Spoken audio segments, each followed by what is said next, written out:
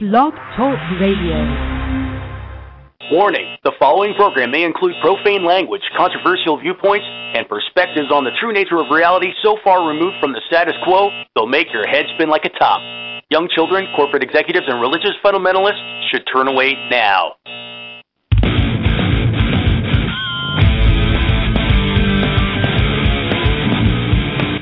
A hearty welcome to all my brothers and sisters around planet Earth. I'm Tim Bravo, and I thank you for joining us T-minus 3 days until December 21st, 2012. One last time, let's do this. Our guest tonight is you, listener.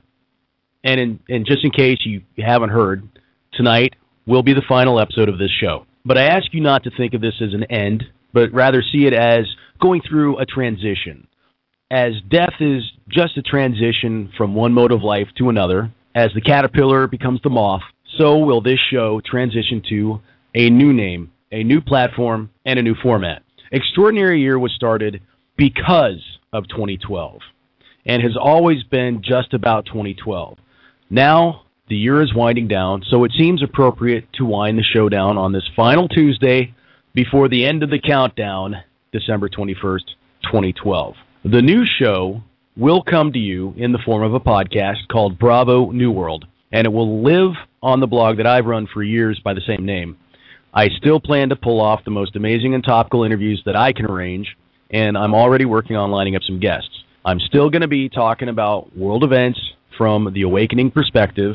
My absolute favorite part of doing this show has been interacting with you guys, the call, and iTunes, etc. I'm afraid you Blog Talk Radio listeners will have to make a switch, though, if you want to keep up with us in the future.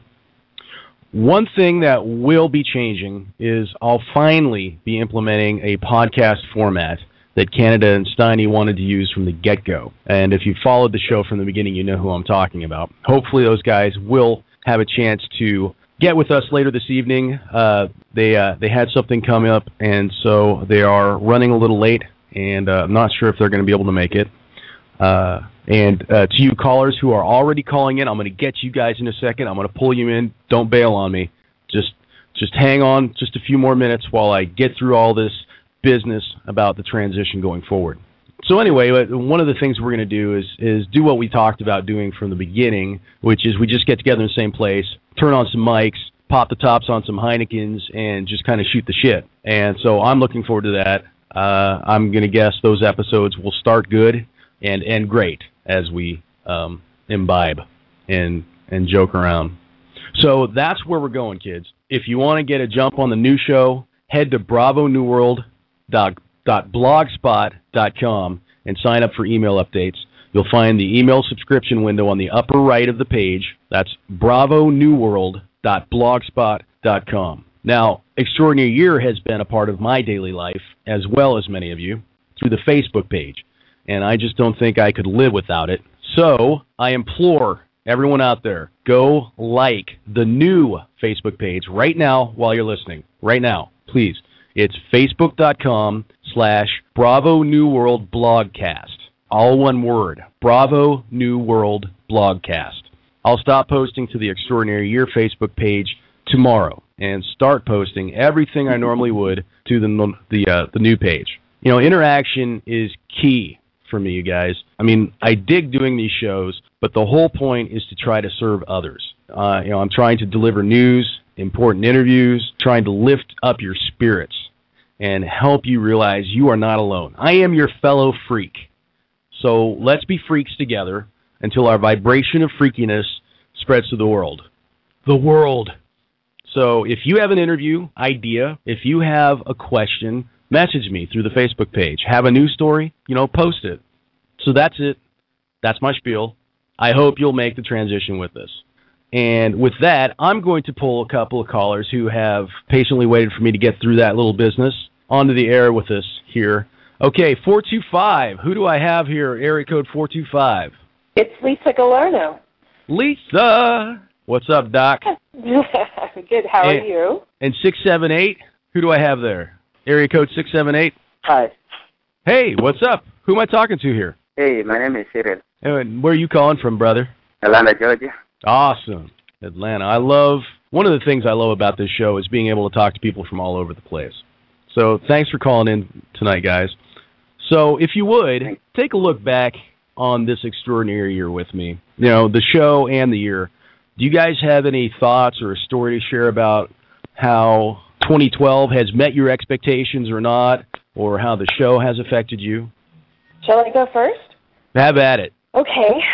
Well, I guess I would say on one level, as we talked a couple of weeks ago or whenever it was, a month ago, I think a lot of the things that we would have expected to have happened by now kind of haven't happened. I remember when 11/11/11 rolled around and, that excitement really started to build up. And, there were a lot of really, I think, tangible things in terms of arrests and resignations and disclosure and all of those kinds of things that seemed lined up to happen, well before December 21st, which, I think we've been told for quite some time, if, not the date of ascension, is at least a very, pivotal point.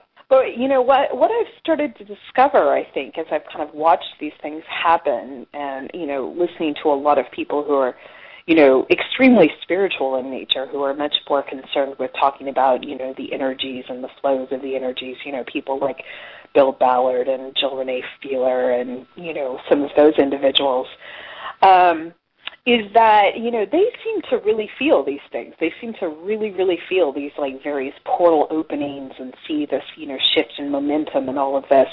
And I haven't really experienced it on the, like, daily individual level, that they seem to be talking about. And I've really wanted to. I'm like, I want some of that. Yeah, well, and we've heard so many people write about it. I know that you're following a lot of the same people that I am or have. Yeah. And people are talking about, oh, you can feel the energies now. And it's like, I want to. If I really think about it, I think maybe I do, but am I just trying to convince myself? Yeah. Well, that said, I will say that, since we had our last conversation, and I would say just, a bit before 12/12, not like right on 12/12, but before 12/12, I feel like I started to finally feel something. Yeah. And, I've been trying to figure out how to articulate it, and the best way I can describe it is kind of like a fire in my heart. I know that sounds so cheesy.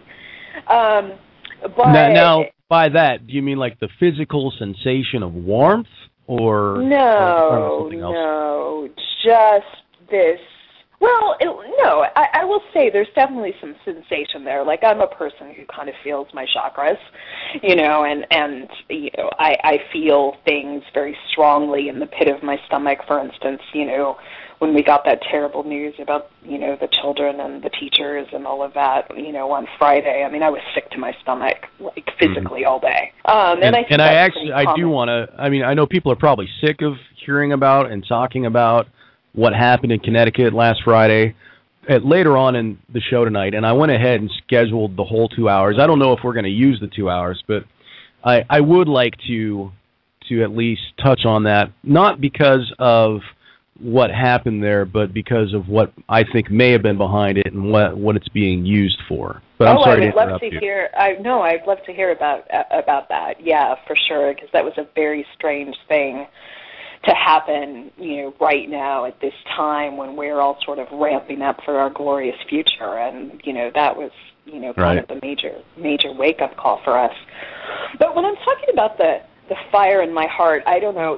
I've listened to all these channeled messages for, quite a while now. Going on a couple of years, like really pretty hardcore. And one of the things I don't think I communicated fully when we spoke last is that, the messages have had a really big impact on me, I think, in terms of my spiritual development. And, that's the conclusion I've always arrived at, is that, even if it turns out, that they're hoaxes or it's some kind of hocus pocus or what have you, I've always found the content of the messages to be really useful. And one of the things they talk about so much is that the process of ascension is really about us getting out of our heads, which are the things that construct the matrix for us, and getting into our hearts, right? and learning how to recognize the sensations, in your heart, in your chest,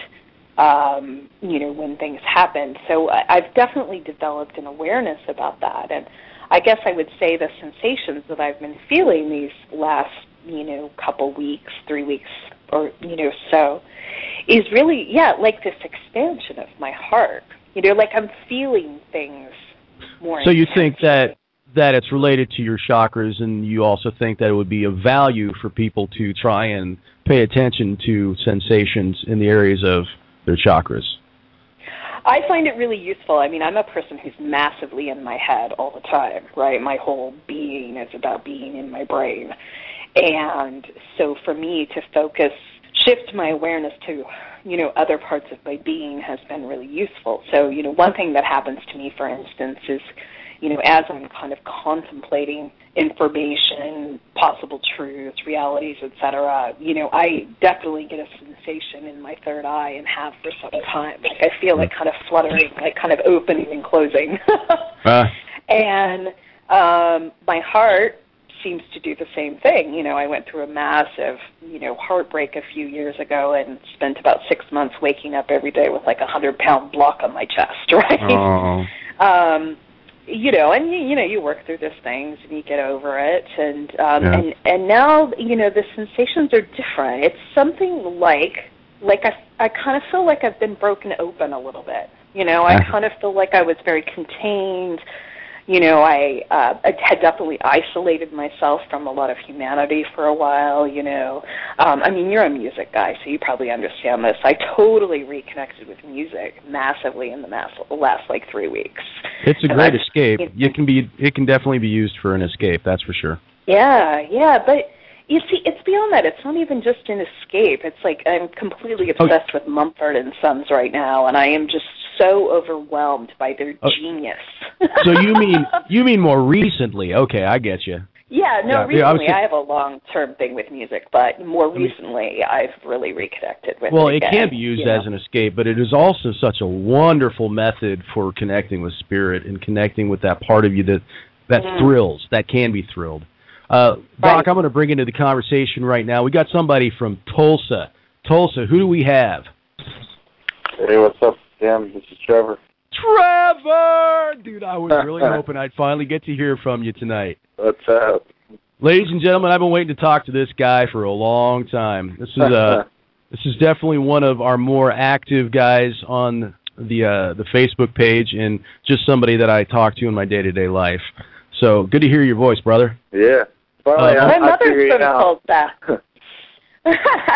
I'm also bringing Friday's the 21st, so I got to call in. Yeah, no, this is it. It's your last shot, bro. Yeah. I'm also bringing in the lovely Flipside, my wife. Hello. So, honey, you're on the Hello. line. Hi. Okay, so, Trev, did you have a comment kind of picking up where Lisa was? I was listening in, so... Okay. Well, you know what?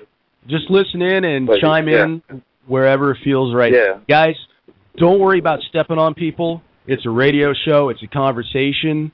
And I'd love for it to get a little rowdy, so do what you want. Tim, let's talk about where you're at. What do you think's going to happen on Friday? Well, I'm not a long way off from you, I don't think, if I am off at all. My view is it's not 21st yet. It hasn't happened yet. Anything could happen. If I've learned anything over the course of the show talking to people who are plugged into spirituality and the essence of how reality is constructed, I know that it's about choice, and it's an unwritten choice. We still have time to choose. Our choices now and our thoughts now are constructing, co-creating whatever it is that happens at that point. I mean, yes, all time is now, and yes, we are choosing right now what will happen then. There's all sorts of potential for anything to happen. A major disclosure event, some sort of contact event, some sort of feigned catastrophe, some sort of EMP attack. The sun could belt something out that, like it did recently, that had it, been directly hit at Earth, would have fried the grid. If something like that happens, we're talking maybe 3 days of darkness in a metaphoric sense. But anything could happen. We know there is going to be a unique alignment between the Earth, the Sun, the center of the galaxy, and the star that our star revolves around, and the star that star revolves around. This is something that has not happened, and we don't think it's ever happened. So the Mayans knew that something big was happening then. They knew that there was going to be this alignment with the Pleiades and the center of the universe, but the galaxy. So, the Mayan calendar does end on Friday. Did know something was up. My attitude is, worst case scenario, we're simply reaching the midpoint of a transition. So if that's the case, everything should be downhill in a good way. Yeah. But, I don't know what you guys think.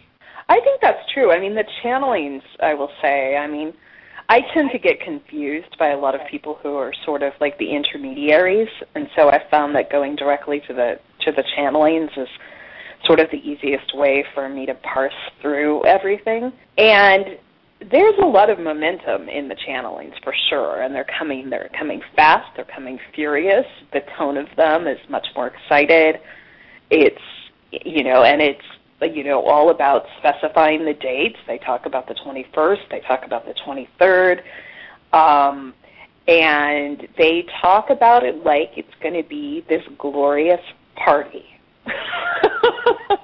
Well, I'll take a party. So, big party. And, how, essentially it's, the story, of course, is that the 21st is the day the Matrix is shut down. We get our upgrades. We get to reboot into this new reality, which it sounds to me like won't be 100% different from the current reality. We just get to get rid of all the crappy stuff, which seems pretty awesome.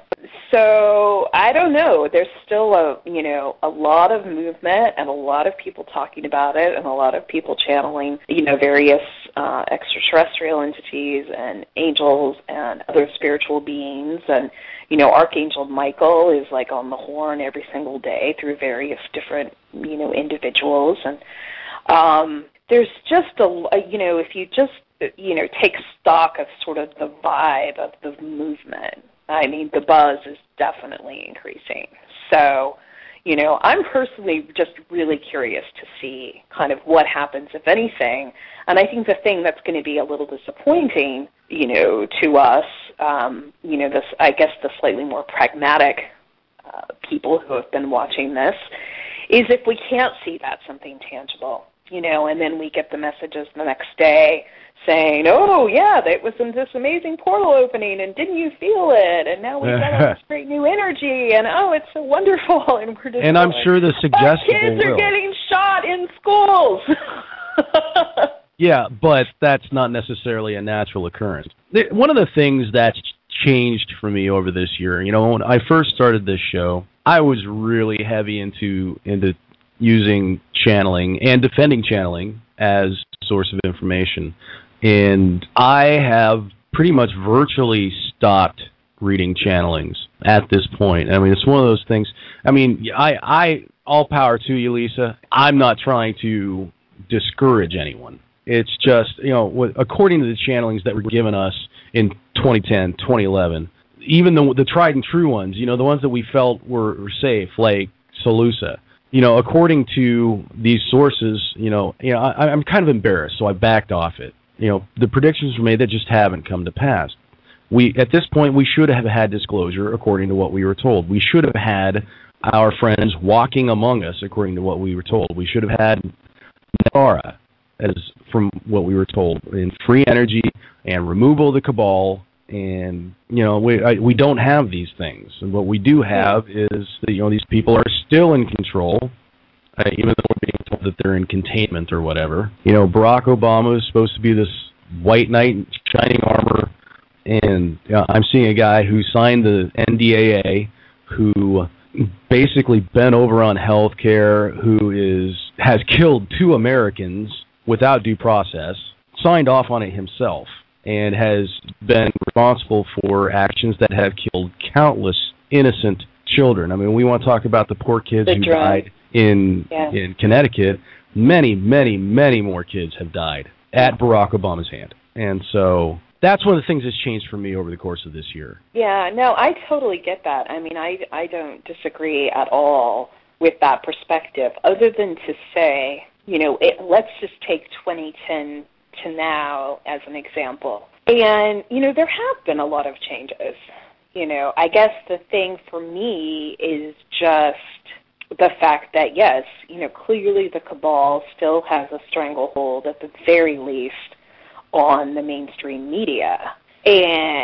But we know a lot of this stuff is happening underground. I mean, every single thing you kind of ticked off in terms of, the cabal, the resignations that we've seen, it just seems like a lot of people are being taken out of the loop one way or another. We've also seen disclosure. Now, we haven't seen disclosure through the mass media, but we have seen massive disclosure coming out of lots of, different countries in various forms. The Ecuadorian military, completely opened the doors on everything. We had, the Russian prime minister, maybe he was joking. I don't know. I actually speak Russian, and if he was joking, it was about the most deadpan joking I have ever heard. Well, just anybody who watched that interview, I mean, the joking, that was something that was subjectively applied to his response. He did mention Men in Black, but it was kind of like an afterthought, like he was but the way he said it, he was saying, if you want to know more, just check out the movie Men in Black. I mean, you're right, he was deadpan. He was very serious. Sorry, Trev, what was that? Didn't he call it a documentary? Yeah. He did. He called it a documentary. Men in Black, and then I was like... And he certainly didn't seem to be kidding to me. Yeah. But I mean, you're right. Everything that led up to him saying that was totally serious. I mean, he was saying, like, when you're the president, you get this dossier and that dossier and this bunch of information and blah, blah, blah, blah, blah, blah, blah, blah, blah. And at the beginning of the interview, I think he said something along the lines of, okay, this is the only time I'm going to tell you this. Well, it was a direct question, and it was a direct answer. And he thought he was off the mic. And I don't think I understand. Well, that's what they said. His answer did seem a bit, as if he were parsing his words, doing the whole official speak thing, or being Medvedev. How's his name? Pronounce his name for me. Medvedev? Medvedev? Okay, well, yeah. That dude? Yeah, something like that, yeah.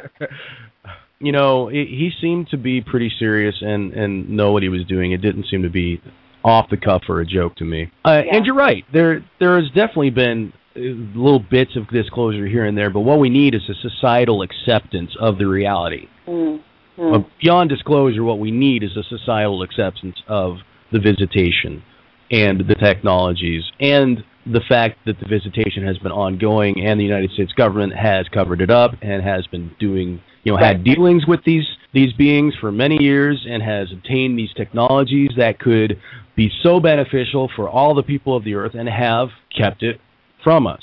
That's what we need. Well, we don't need Ecuador telling us what they know. We need the people of the earth knowing what we know. Yeah, no, we need a proper authority at this point. And this is what I've been saying all along, is that's what's going to make the huge difference, is once we can have a major government or major world leaders, and not just one. I mean, even Obama getting on the TV and, telling us the ETs are here and have always been here isn't going to be enough, because he'll be discredited, pretty quickly, or criticized, or, the skeptics will come out. But no, if it was Barack Obama and Boehner, maybe it'd work. Yeah, I mean, I'm always looking at these things and looking at these little pieces of news and going, okay, so what is that about exactly? Why are we suddenly paying Pakistan $600 million? This was news like today, because they are an ally. Yeah, but, there's just strange movements of money in the world. There's underground movements. There's like Bitcoin. I have a friend who's major with the Bitcoin. Oh, yeah? Which is like a virtual currency. Right. And, there's a lot of people working on a lot of different things. And, I don't know. So what the channels say is that there have been delays. The reason there have been delays is because they have not been able to completely take the cabal out yet, and it's simply not safe for them to, not safe for them, not safe for us, for them to disclose their presence fully until those people are out of the critical parts of the system that they occupy. Yeah, but the same channels have said they have the ability over and over. We have the ability to do, we could go in and just take somebody completely out of this reality and send them off to this other place. I mean, they could do that en masse. They said that the orders have come down from on high I know, God has said that this needs to happen. Yeah.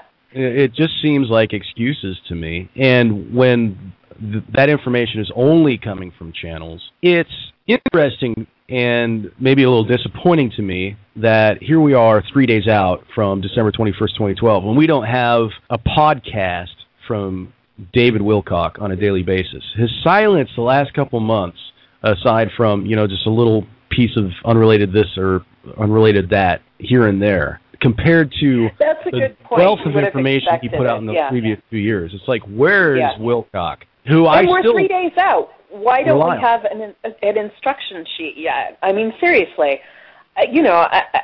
I'm thinking about, okay, do I need to make sure I'm with my kid on Friday? She's going to be at school. She has an early dismissal. There's a lunch thing. Do I have to go over there and make sure I'm there at 12:12 so we're together? I mean, you know what?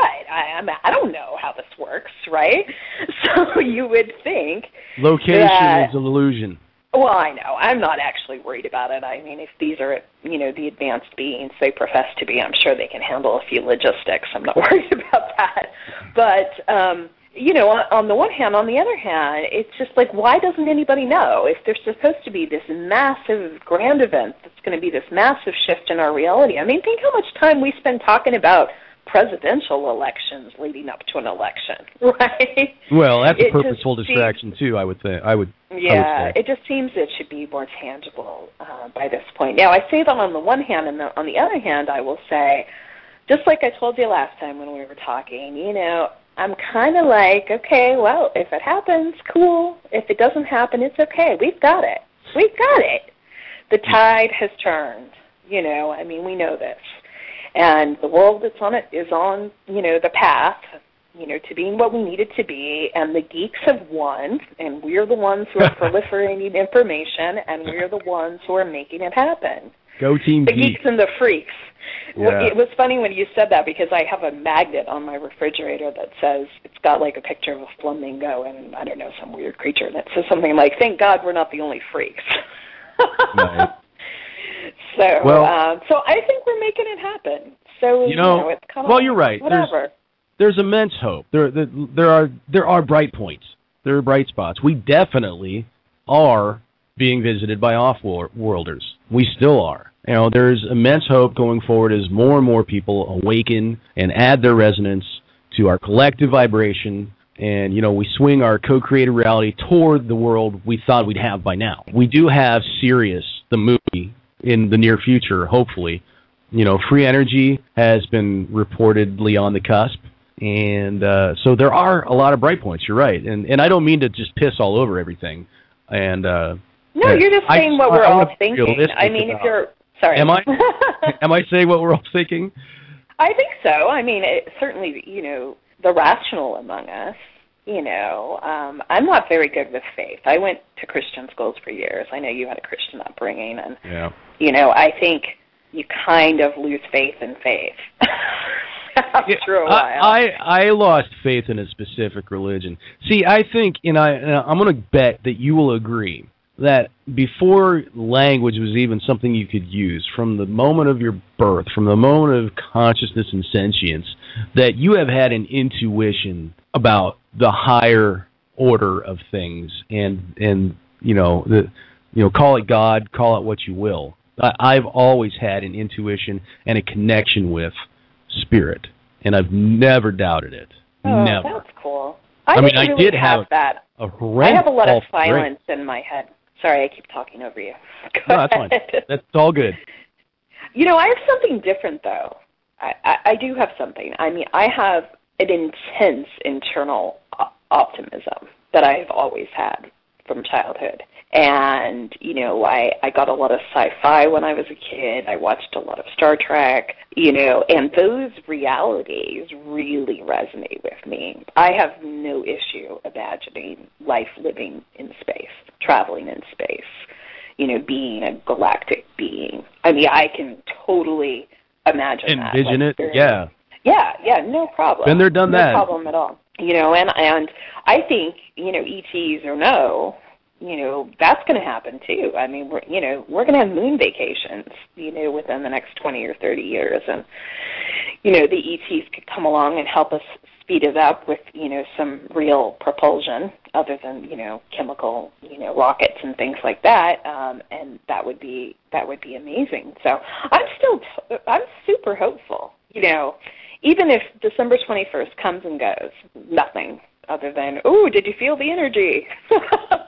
I'm still really hopeful about our future. Well, as we should be. I mean, optimism, if we know how everything works anyway, I mean, we know that thinking well of the future is only going to be in our best interest. So Exactly. I mean, there's no reason to not be hopeful about it, because where has not being hopeful about it gotten us in life? It doesn't get us very far, you know, and at least it gives us something to think about, you know, what little tiny piece of impact can I have that you will seed the collective intelligence towards, you know, what we all want it to be, you know. So that's what gets me up every day. We've gotten a couple other callers. 918. Is this Trevor who dropped out and came back? Okay, cool. The call dropped. And it looks like Matt. Is that you, brother? Hey, it's David, Kathryn, and Matt in the car. Awesome. Hey, guys, what's up? We've got Canada and Steiny and the beautiful Kathryn joining us, all on one line. Hi. Okay, so now that you guys are with us, we're talking about 2012 hits and misses, you know, just kind of retrospective on the year. No zombie apocalypse. Are you guys disappointed? Not really, no. Nah. Are you hoping the next 3 days will bear fruit, so all those guns and stuff you guys stockpiled can be put into use? You know, it was a real fun hobby. You know, it's a real fun hobby to have, and you know, I plan on using that gear regardless. It was just one of those ideas, but you know, I don't really want the world to end, and I don't think it's going to end. But it was still fun. And we've got area code 213. Is this Scott Jordan? No, this is Pete. Pete! Hey, you're back home now, right? Yeah, I'm back in Tucson. How's your son? Well, he's doing good. I guess he's on the East Coast right now, having some fun and just waiting for his trial date. You know. Just for listeners, old Pete used to call in a couple times back. It's been a couple months since we've heard from you, but I followed him and heard that his son had some problems out east with the law. And old Pete went to help him out with those and stood up to the man and got some stuff done. So more power to you, brother. Well, you know, hey, those tasers have killed a lot of people, you know, and they shouldn't just be tasing willy-nilly. You know, we're looking at... Or Willie Nelson. Yeah, you know, 550 deaths in the last 10 years because of tasers, and they put them down as, you know, less than lethal. And they're killing people, and those should be tagged lethal weapons. You know, a month ago, I got to put together a promo that was just a string of video of cops tasing each other. I should send that to you just so, you know, you can have a smile. I think I'll like that, yeah. Okay, so you new guys to the discussion. How do you feel about how 2012 has panned out? I'm feeling really good about it. I really am. I think that what we're going through, man, we needed to go through. You know, at this point in time, to have what has happened to us, man, you know, it was coming to us regardless. And so, you know, this happening, this tragedy over the weekend, you know, it's kind of like it's a wake-up call, and we're going into a time right now to where we have a collective tragedy in grief, in a way, going into this. So, I mean, I think this is kind of bringing people into a more interior thought process about who they are, themselves and all others. And I think that on the collective alone is going to really change who we are. Well, maybe we should get into the discussion of this now. Because I know, Pete, you're less of a conspiracy theorist than I am. I see all of these all the gun violence in recent months as not being just part of this random surge of unconnected events. It is my belief, and there is some evidence, that these things are being orchestrated by some not very nice people. Okay, let's go back to the James Holmes shooting in Denver. Well, we don't even have to go there, because all we have to do is look at the wars that we're being drug into by authorities. Well, the reason I bring it up is because I want to tie these shootings together, Pete. There's something that I believe ties them together. And in the case of James Holmes, we know for a fact, because I researched and found a San Diego local article that was put out, because James Holmes is a local boy there, that talks specifically about his father and his father's connection to FICO, this credit and investment bank regulating body. Now, the rumor was that James Holmes' father was supposed to testify, about LIBOR, making the LIBOR banksters look bad. And so the rumor, the conspiracy is that they used mind control and drugs, and who knows how exactly, to get this guy to do these things. And we're talking about somebody who, if you remember him the next day in court, he was dazed. He didn't seem to know what he was doing. I mean, this guy seems to have had help. And now let's look at, right after that, we have the Sikh temple shooting, where the head of the congregation just happens to be the father of the director of the upcoming movie Sirius, that will blow the doors open on UFO disclosure. I mean, they have a little 6-inch alien body. They don't have just video of it. They have video of them doing tissue samples and tests on this thing, and an X-ray on this thing. You can see its whole skeletal structure. We've got an emergency room doctor, a physician, who's behind the whole disclosure project, Dr. Stephen Greer, examining this little body. And this is going to be a feature point in this upcoming movie. Well, the director of this movie's father just happened to be the head of that congregation and just happened to have been shot and killed. We have... Tim, can you're going to mention, I'm sorry, just before I forget it. So the most recent shooting in Newtown... Yeah. Lanza. Did you read the news that there was a very similar attack in China? A Chinese guy attacked a school. Actually, it was Japan. And stabbed... No, it was China, I think. No, it was Japan. I thought it was... The day before. Posted it earlier today. No, same day. Oh, okay. It was China. I heard about it. Well, maybe there's more than one, because the day before, Connecticut... children stabbed. Yeah. None of them died because it wasn't automatic weapons. No, it was strangely synchronous. I mean, it happened literally within hours on the same day. Well, I remember China. Going into work, and it was news report on NPR, and it was going into work on Thursday, where there was the report that this had happened in Japan, and the guy was, the local authorities were saying he was, mentally unstable or whatever. And that happened the day before the Connecticut thing happened. And that's why I was thinking, what is going on here? Yeah. I look at a lot of things to where if I don't really know, I just kind of leave it, because that's not my area to go into. It's just because I've seen things in my own life. Synchronicities are like, holy cow, this is blowing my mind. You know what I mean? So, I mean, when things start synchronizing, it's kind of like, we can go so deep into that stuff that we can find relationships with everything. So I don't get stuck on those things, and I just kind of let them flow, and let's just see where those things, or what comes out by people that do get into it. I can't. Because it's kind of far from me, and in my own life, I've been part of synchronicities, man, to where it just, it's well, it's unbelievable. part of the divine order of the universe, right? I mean, everything that will happen has happened, and everything's in complete order, and therefore you've got patterns and synchronies, and it's part of the fabric of the universe. Speaking Pete, of I have patterns. a question. Oh, sorry, I was Excuse just me? going to ask Pete what he thinks is going to happen on Friday. What do I think is going to happen? I think it's a unifying event. I think it's about unity. I think it's about unity and truth. And I think that, I think that it's about the sixth sun, you know? I think it's about the sixth sun.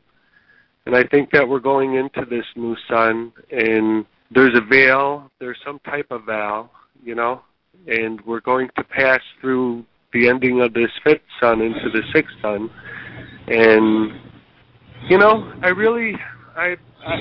looking at it as a unifying event that will unify us as a people, that will bring us together under, you know, what is really deep inside and where we stand within the unified body of our Hey guys, you need to be quiet. He's going to be on the radio any minute. Ladies and gentlemen, that would be Scott Jordan. I was just about to pull him in on this. Hi, Scott. Hey, how you doing? Just making sure the background noise is down. How you been, Tim? Oh, well, it's been an extraordinary year, Scott. Yeah, I haven't been on your show since we jointly interviewed the guy from ECETI, James Gilliland. Yeah. That was probably back in February. Yeah, it's been a minute. It's been a couple seconds anyway. I've been so busy this year with working on film and location, I had to shut down the radio show. Oh yeah. Well, you put out a couple of things here and there, I know.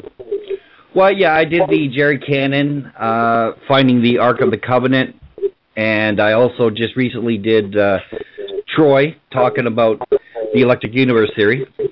And I do have another one coming up. I got another one coming up with Klaus Donna and a new interview with Adam Trombley. Ooh. For those who don't know, Adam Trombley would be one of the free energy inventors who was interviewed quite extensively in the movie Thrive. Yeah. Oh. I interviewed him before that, and of course I've interviewed Foster Gamble several times. We have a good relationship.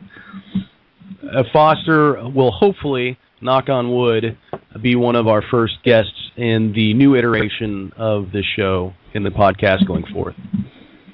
Oh, good for you. I have a question for you, Scott.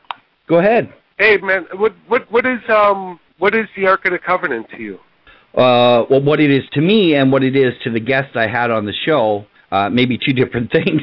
Of course, I'm just an interviewer. I have the people on the shows. They say their theories or their experiences in life, and I go, wow, that's really interesting, cool. But Jerry was very interesting because of his take on the Ark of the Covenant, and it's a whole synchronistic story. There were psychics involved telling him things through his lifetime. He's an elderly gentleman, but he's been to Egypt and established a very good rapport with the people who are out there, not including, of course, Zawe Hawass, who hates anybody who has anything to say about Egypt that he doesn't agree with. The Minister of Misinformation. Yes, very good. Yeah, but he's gone now, and the other guy that's taken over is a good friend of Jerry's, so he's not going to have any difficulty. Graham Hancock was over there. Was it Graham? I'm trying to think now. I think it was Graham Hancock or Robert Bivol. One of the two were over there, and they took a measurement off of one of the engravings because he also thinks that there are two sphinxes and not just one.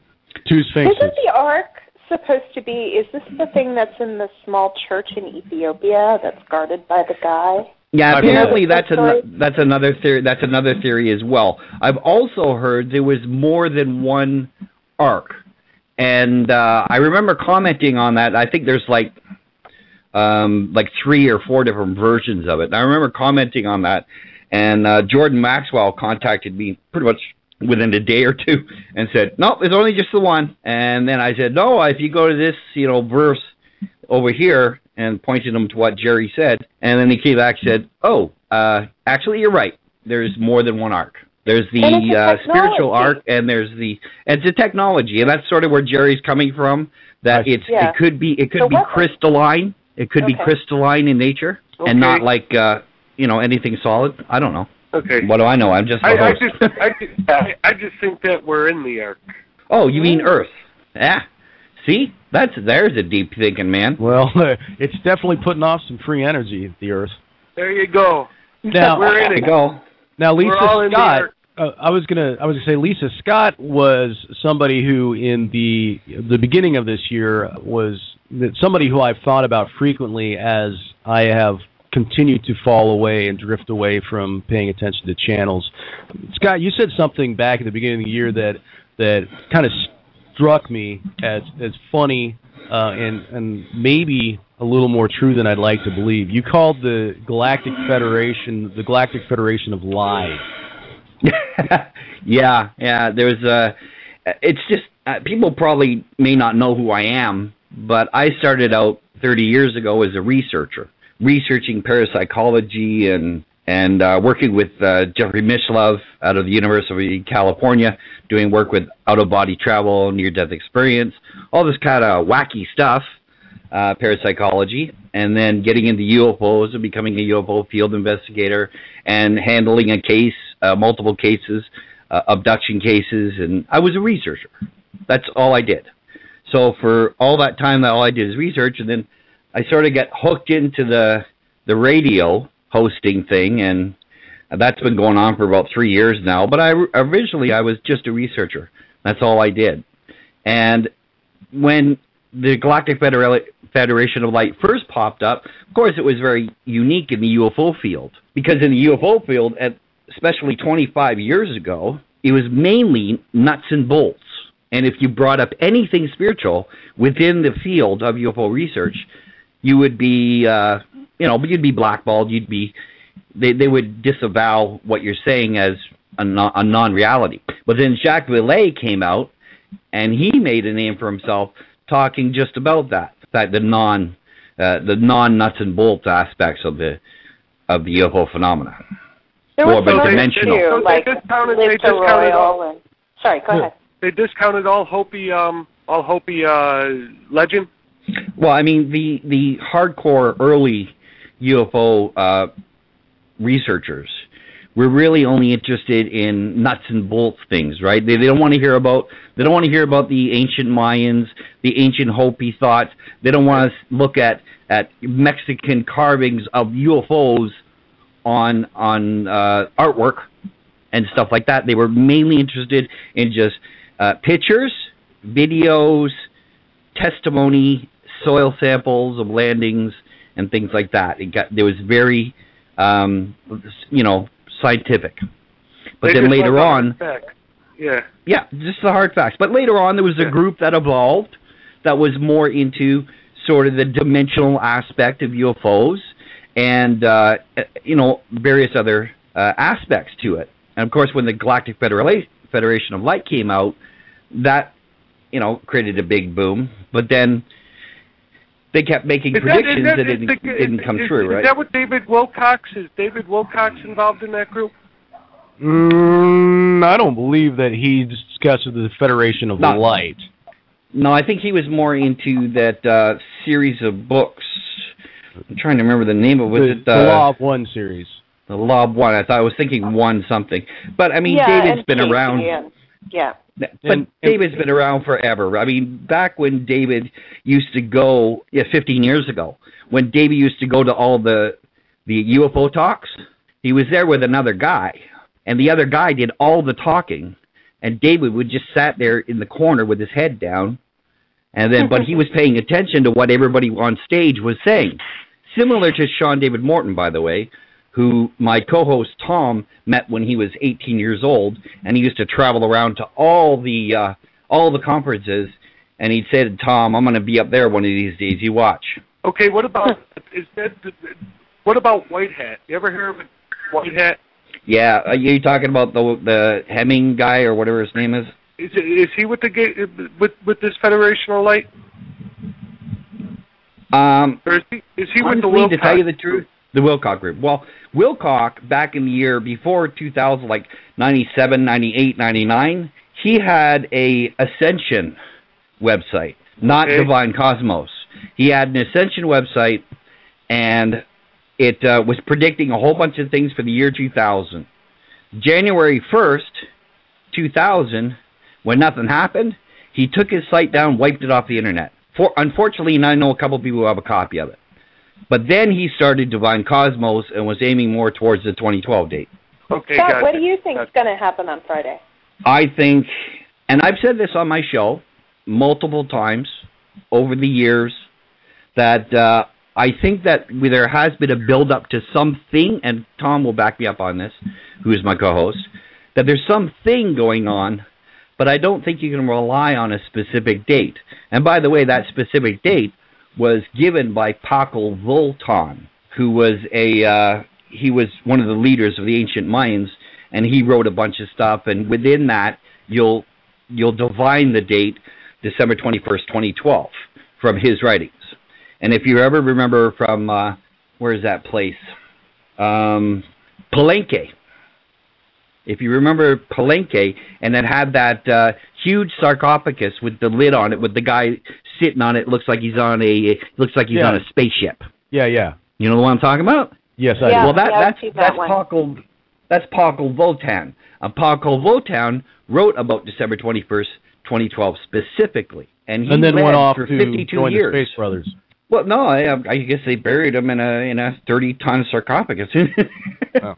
But I don't know if he went away anywhere. I think he was in the sarcophagus. But he was the one that he was one of the prophets of the Mayans. He was the most prolific. The calendar still ends, though, at 12/21/12. No matter who says it, the calendar is set to end on 12/21/12 at 11:11 in the morning when the solstice begins. Well, yeah, I mean, and I have no idea what that means. Exactly. You know, I mean, we know because that I don't have a ticker tape. Well, that's what I'm saying. Yeah. I mean, we know the calendar is that. With that date, when that alignment comes with that calendar, however they worked it out, it is 12/21/12 at 11:11 General Mountain Time. Yep, you're right. But it could just be the tipping point. With the leap year, there was a thing going around on Facebook or whatever with the leap year, and I just wanted to maybe, Yeah, Trevor, what was happening there were people were trying to use our time. Yeah, exactly. Are they talking about Gregorian converting it, or were they talking about like how they converted it to our time, or are they just saying that the Mayans didn't have the leap year? It was a really bad, ignorant attempt to discredit the Mayan calendar. I was like, this is retarded. But right, it's there. The day is there. It's a set date. It's there. It's going to happen that day at 11:11 in the morning. There's no argument about that. No, Absolutely. there's no argument. It is going to end at that time. Understanding that the Mayans count their days and their cycles celestially. So unless the Gregorian calendar can change celestial mechanics of our planet, then it's a correct date. Right. Yeah, we know that the astrological alignments and the astronomical alignments are going to happen. You know, us facing the galactic plane or whatever all that configuration is. I mean, that's independent verification, right? It's not just some dude, 1,000 years ago or whenever that guy lived. That's saying that was 5,000 years ago, I believe. Oh, was he 5,000? Yeah, that's when the calendar began. Yeah, okay. that's when the calendar began. It's the last day of the 13th Vulcan. Yeah. The last day Paco of Voltan was from 435 A.D. Yeah, and it's the last day of that it's the 13th Vulcan, the last day of it. Baktun, yeah. Baktun, that's it. Gesundheit. Yeah, I've done a lot of, like I say, I've had a lot of research into it. I've had guests on talking about it. I've talked to all kinds of people about it on the air, and they have various theories about what's going to happen. And, of course, I was on the same net. Pardon? What's mine? Yours? My opinion is I have no clue. But I'm willing. I have no clue. I have no. There's no ticker tape. Yeah. Well, at this point, can any of us really feel that, some really super... Do we feel like everything's ramping up to some super significant event, or do things seem to just kind of be trucking along as they normally do? I don't see any major indications that something of major significance is at least foreshadowed for that date and that time. Right. Now, if people use the date... If people use the date for their... If they use the date for their own personal growth, stop looking at people's pictures on the wall with candles in front of them. They use themselves and their own intuition and their own, depending upon themselves instead of others, let alone a date. But if they use that date for their own personal, growth, their own personal look inside yourself and try to find something, what's going on. Now, if the world ends, okay, I'm good. I'm cool with that. Hopefully it's going to be 20,000-foot wave. If we're going to go big or stay home. Or if the planet's going to split and we're going to go into a new dimension, you know what? I'm open for that too. I'm pretty much open for anything. Well, from what we know, I think that it's going to be. From looking at it at 11:11, we're all going to look around and smile and say, all right, time to get back to work, and I think that's what's going to happen. But still, at that moment, at that point, I think that going through that, just having that end date, what is the end like? Maybe that is the end of the world. Well, they didn't say it was the end of the world. It's the end of time, according to the mind. Not the end of the world. That's an important distinction. And guys, I think that there's a fact that we are all energetic beings. We have energy fields that all interconnect, that connect with all energy fields everywhere. If we, the little, the energy creation factories that we are, if we all focus on something together at that point, there is potential for us to actually create an event. Instead of... I would agree with that 100%. And that goes back to there was a mass meditation and crime rates went down. And there's other examples. If you remember Art Bell, back in the days of Art Bell, right? When Art Bell was a host, he used to and he only did it, twice, I think. Once he did it as an experiment. He got everybody to think about a storm that was coming in an area, and it went away. It dissipated.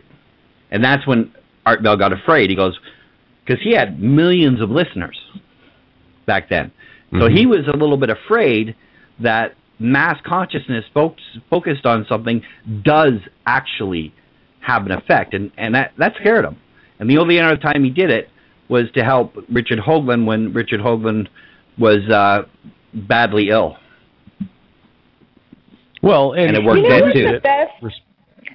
The best metaphor that I actually can think of for this is I can't help but think of the concept of the singularity. I don't know if you guys are familiar with that idea, but there's this guy, Ray Kurzweil, who basically has projected that in 20 years or something like that, artificial intelligence is going to reach a point that it becomes more intelligent than human beings, either for good or for bad, I suppose. But the way the singularity plays out is that it's this kind of new beginning, because it's this major shift in consciousness. I mean, they also call the Big Bang is also a singularity. Anytime you create a new universe, it begins with a singularity. And I think about Friday at 11:11 a.m. being kind of like that. I think it's what Tim mentioned, when we first started talking this evening, the idea that we're just going to be able to go through a door, where instead of climbing the mountain, maybe we're sliding down the other side of the mountain.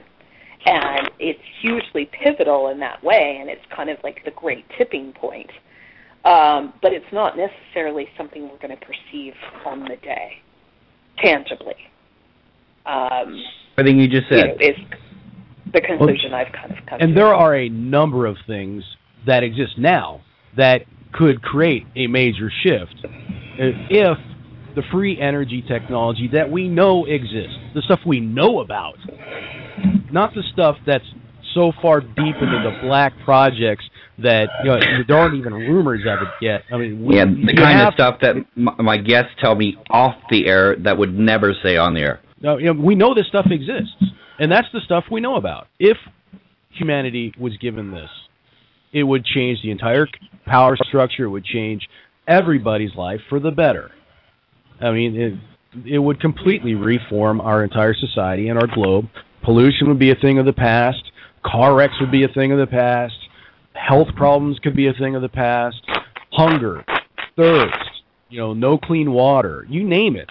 I mean, and that's just with the free energy aspect of things. If we could get oncology to admit the fact that they're bullshitting us on a daily basis and admit that, cancer is unnecessary, it would completely reshape. Healthcare would be, if we just, we're allowed to take supplements instead of that becoming illegal, walnuts being classified as a fucking drug.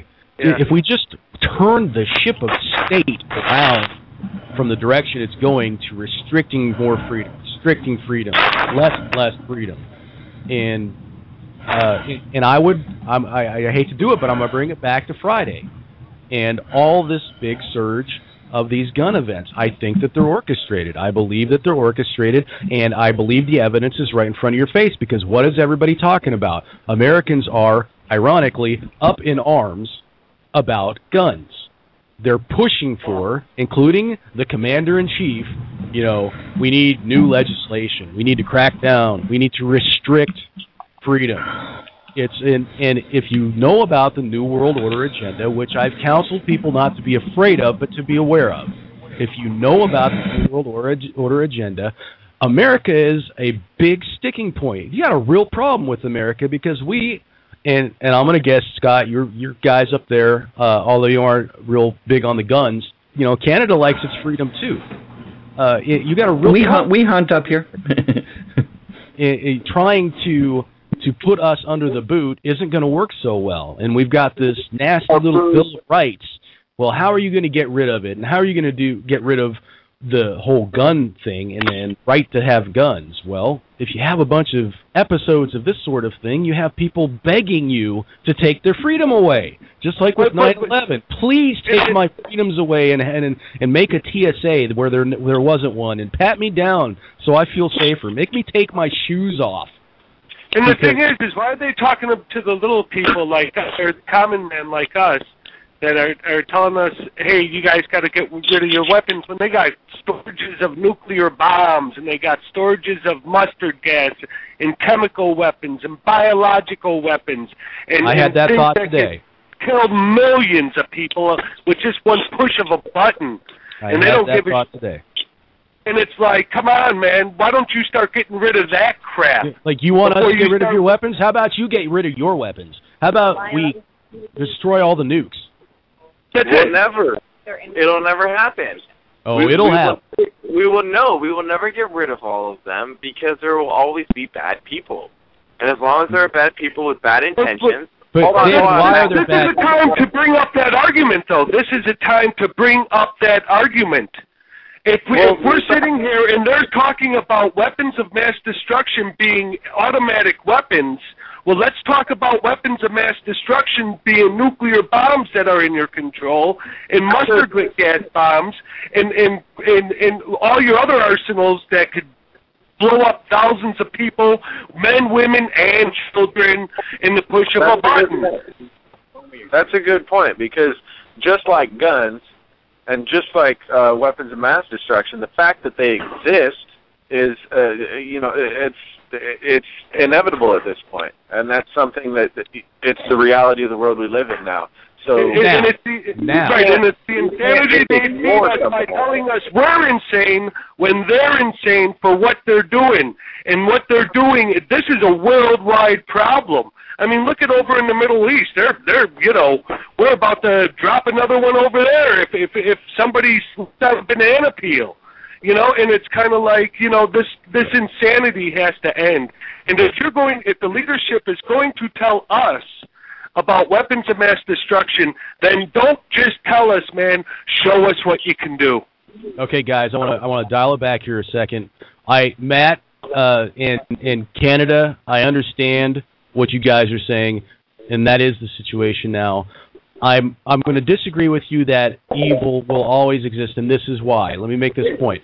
Because in a world that doesn't have need, in a world where these free energy technologies are released and people's basic needs are provided for, if we reform the financial situation to where, people don't have to worry about food and water and paying bills and stuff like that, and can just live their lives and grow and stuff, they don't have needs. If you don't have need, you don't have evil. You don't have, I don't have this, and I'm going to take it from that person, and it escalates into violation. If we can loosen up all the laws that we have and let people have their freedom back and just say, hey, don't fuck with anybody else. There's no need. You've got everything you want right here. Here, just have it. Just have it. Then you don't need to take it. And if you don't have that, then you don't need weapons. Okay, I believe it's possible. Sorry, I'm going to kind of play devil's advocate here. I'm going to throw out the idea. Job. I was going to say, to the punch. If we don't have need, then what is ever going to push us to strive to be the best that we can? Our desires to be the best that we can that are inherent within us. Well, if we are content to have everything that is handed to us, how are we ever going to get ourselves over the fact of getting out of bed in the morning? Some people may be like that, and I bet it'll get pretty boring. And if that's what they choose to do, I think it would be a beautiful world for them to be able to make that choice. I agree and with you. People who get off the board, and there are people who are so driven. I also think that's why we have those necessary evils, is to drive people to get up and do the shit that they have to do. Flipside, is that you? Can I ask you, are you familiar with Maslow's hierarchy of need? Yeah, I am. Okay. Actually, Kathryn, yes, that's Lisa. Oh, I'm sorry. That's Kathryn. I thought that was Flipside. Sorry. No, she beat me to it. Well, so basically there's this idea. So it's this pyramid this guy Maslow developed. And at the bottom of the pyramid... Yes, I'm familiar with it. So, yes, but continue. Explain. So I think I agree with Tim that when you take issues of survival out of the equation, then what that allows you to do is that allows you to focus on the higher levels of Maslow's hierarchy, which include, things like belonging, which include things like self-expression, self-actualization, all of those that's things. Good. I mean, I understand that our drive to exist now is slightly predicated on that need for survival, but I don't think we have to lose that drive. I mean, I understand that communism set a really bad example, right? I mean, classic example in the old Soviet Union is you'd get a whole bunch of products and they'd be fine, and then on the 25th day of the month, all of the products would start getting really, really crappy because everybody had lost their momentum because they'd gotten their paycheck. But that's because we have a current economic system that rewards people in a specific way, and it's an explicit system of motivation versus an implicit system of motivation.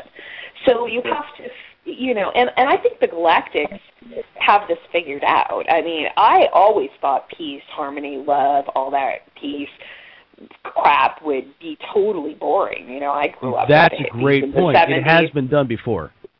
But it's not boring. Apparently. Let's go.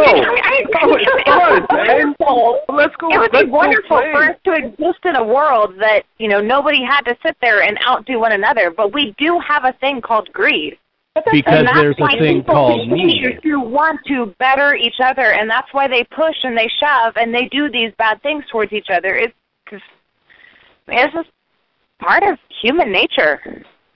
And I'm going to respectfully disagree with you. Yeah, but I think we're not born that human way. Nature, but I think we are. It's we do grab the other baby's rattle. Yeah. It's inculcated in our society to be that way. That doesn't mean that that's the natural state of a soul. No, you're right. You're right. It is. It is definitely has been ingrained because, us as Americans, we are a, self-surviving type nation. I mean, you do what you do because you earned it. If you don't have it, sorry, you should have worked harder. That's the type of society we live in. But, I mean, what do you think it would take to change that? The end of need. No, just start looking at life as a ride, man. It's just a ride. Pete, I can't hear you say stuff like that without thinking I'm talking to Tommy Chong. It's just a ride. On my show, he'll be on my show next year, by the way. Awesome. I'll be tuning into that. Tommy Chong. Dee's not here. And I asked both of them, Tommy and Cheech, but they were doing a tour last year together. So I thought, okay, great, they're together again. So I asked them, but it looks like Cheech is still busy doing film and movies and stuff. So it's going to be Chong. I'm cool with that. Chong's pretty cool. Oh yeah. Hey, and of Tim, course, we'll be talking about the legalization of marijuana. He'll be calling in from Colorado, I'm sure. Okay, one of you ladies is trying to chime in here. Yeah, that's me. Sorry, it's Lisa. I just wanted to mention something that really kind of rocked my worldview in the last month or so. I don't know if you guys saw this video that came out, this North Korean guy who was born into a gulag, or whatever they call them in North Korea, because, apparently, some of the previous administrations in North Korea had this set of laws that they put into place that was called 3 generations of punishment. So if you had some kind of a dissident or something, either some kind of free thinker that, was contradicting, what the state wanted, they would imprison that person. But then not only would they imprison them, but they would imprison relatives, their progeny, everybody. So there was this 23-year-old North Korean who managed to escape and ended up going through China and ended up seeking asylum in South Korea and was given asylum. And I saw this just amazing interview with him that Anderson Cooper did on CNN. And it's just such a unique perspective to listen to someone who grew up in a prison, who never understood that there was a world that was different outside of his prison. And the only reason he ended up escaping or attempting to escape, and you can imagine how horrific his life was. I mean, they were eating grains of rice and, beatings. I mean, just every horrible thing you can imagine. Executions, all sorts of concentration camp level, basically. And he only finally escaped when he was 23 because someone else was brought into the camp who had actually experienced the outside world prior to this, and was telling this guy, you know what? Actually, the rest of the world isn't like this. And this guy's like, really? How is that? And they'd have these conversations about, no, people can eat what they want, and people eat like whole chickens, and just these like really crazy things, like to us. Okay, I gotta ask. Go ahead. Well, I was going to ask. Flipside, Steiny, Kathryn, Canada. Does this remind you of anything, especially the Korean aspect of it? We watched. Yeah, Cloud Atlas. Yes. Yeah. Oh, yeah. This is Cloud Atlas to the hilt. Yeah. But what I thought was so interesting about it is just immediately my mind flashed to the analog of us in this reality and just not being able to comprehend what a lack of need means, what not having to fight for survival means. Can't imagine a world without it. Because this is our paradigm. We have only experienced this prison, and we've had no really good corroboration that there is another reality that's different than our reality.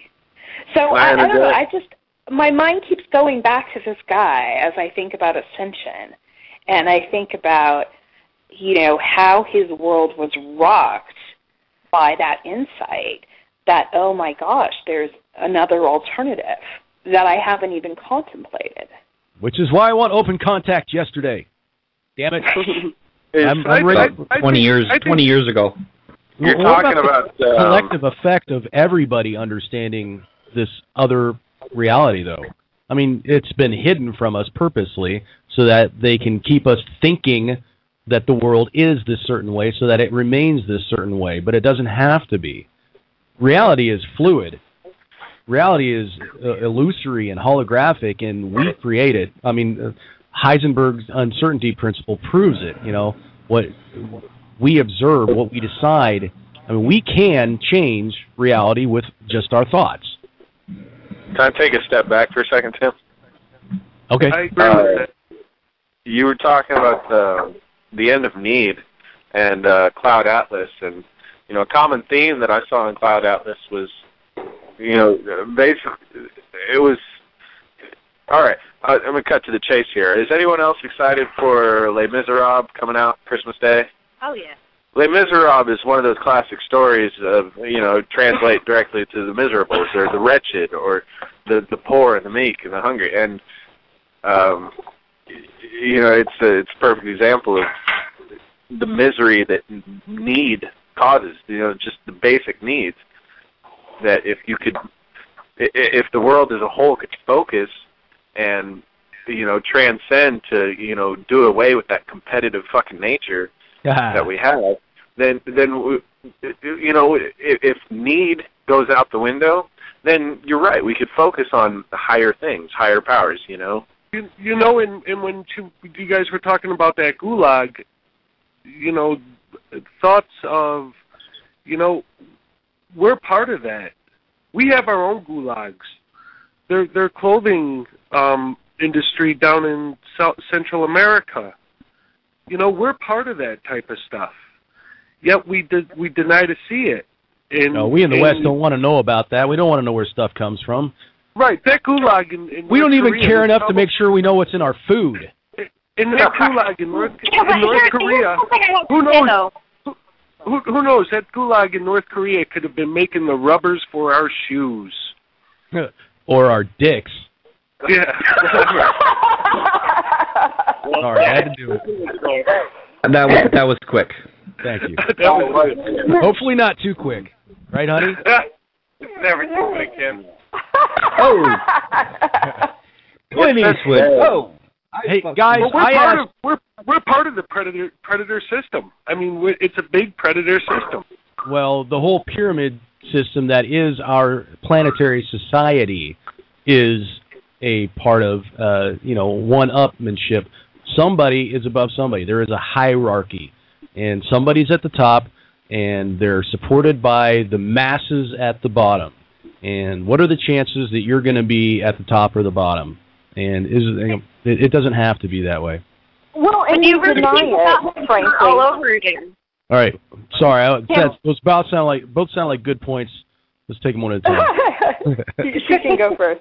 Do you really think that won't start over again? I mean, if we start from the basics where all needs are removed, we are a civilization of a small community where all needs are met. Do you really think that humankind can sit there and not have that need for more?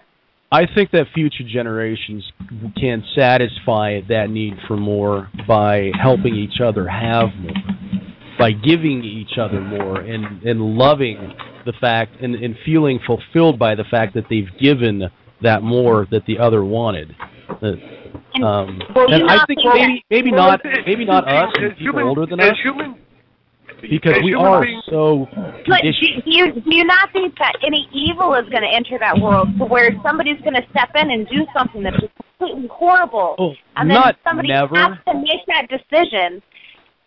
And then that's but I think we can afford that's if we wanted to. That's if we wanted to. We can choose to forgive. Wanted to. We can choose it to be that way, or we can choose it not to be that way. And we can do it collectively if we really want. That's right. And you know what? If we want to do it collectively, then it will happen that way. So it's what we just have to abandon fear. We have to abandon fear as a species. That's how it happens. Yeah. Okay, one of you other ladies and had another another thing point. is I know that we're human beings and we're not about sustainability. We don't like status quo. And I'm looking at it and saying, then what is the greatness of our creativity? Where can we bring our creativity into this paradigm and That's say, the thing that will satisfy us. Yeah, I this agree. is how we can be satisfied through our creative talents to where we are making things blossom all the time. That's a beautiful point, Pete. I love that. Now, one of you other girls had a point that we haven't gotten to yet. You want to iterate that now? Oh, I think that was me again, and I think I slightly forgot my point. No, I remember my point. My point is that it was related to Pete's point, which is that we are all part of this system that creates slavery for people. And, you know, I think part of the reason we choose to deny those things or we want to bury our heads in the sand is because we don't have the power to change it. And we need those rubber soles, and we need those rubbers for our dicks and all of those things in order to survive in the world, right? And we have to get those things from somewhere. I hate it. I hate the fact that anybody on this planet suffers, or any animal or any being suffers on this planet for any reason whatsoever. But it's very, very difficult to opt out of an entire system that's predicated on those really fucked up values that some people choose to have. I would bring up the possibility of replicating technology. Yeah, that solves it. Literally that solves replicating stuff out of thin air by just, you know, manipulating energy into the form that it needs to be. Yeah, a select few can already do that, by the way. Thank you. Like I said, the technology we already know about. The Star Trek shit is real, guys. Oh, it's beyond real. I mean, I've had guests on my show. You know, I've had Wade Frazier on my show. You know, I've had Brian O'Leary on my show. You know, I've had rest in peace. We really tried to help him out, but I think we were acting from a desire to help him. We were sending him out a cancer cure, and it was going to be picked up at the airport and driven up to his house and given to him. Myself and Adam Tremblay and another guy with the Apex Institute were sending him a nanotechnology, a nano crystal, nano gold, nano platinum, nano silica, and it had a couple of other things in it. But it was a solution that had been tested for curing cancer, four-stage cancer.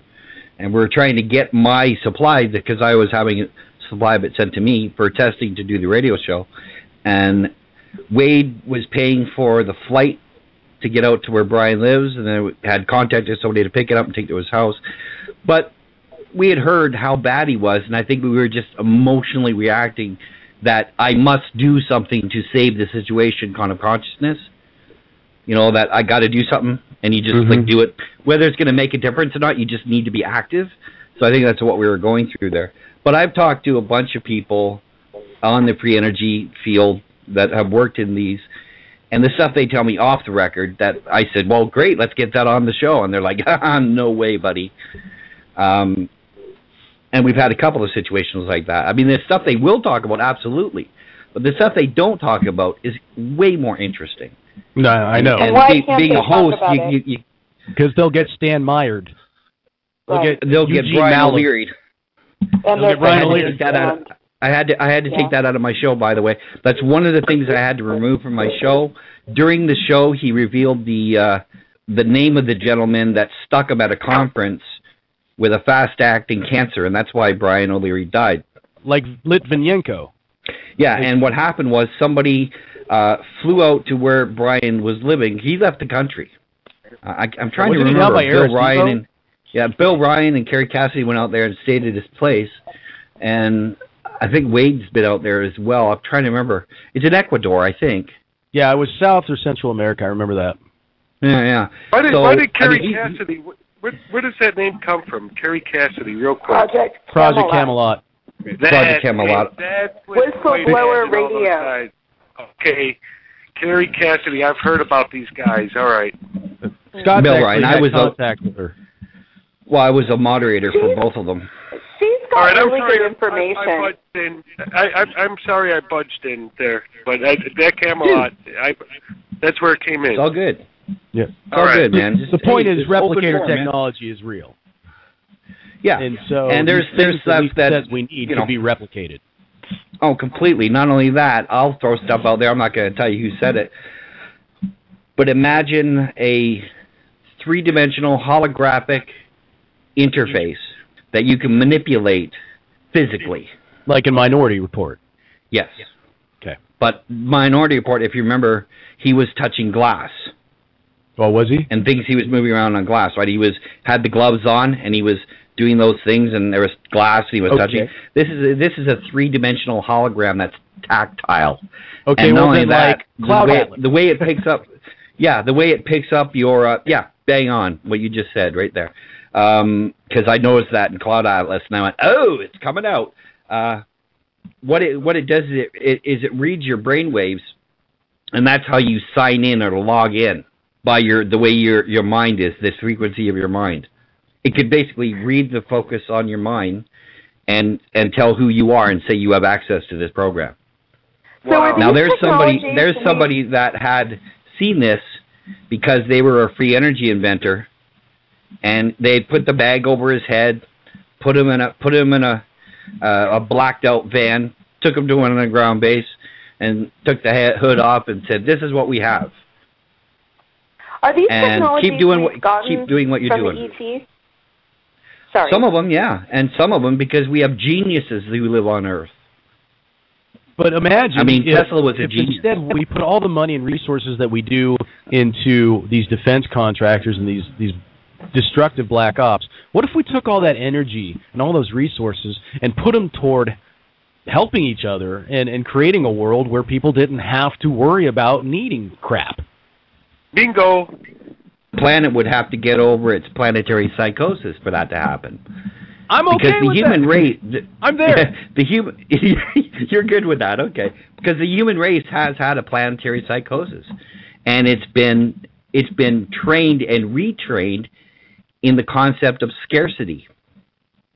Right. And not scarcity to the point where you're on Easter Island and there's a guy cutting down the very last tree going, "Oh shit."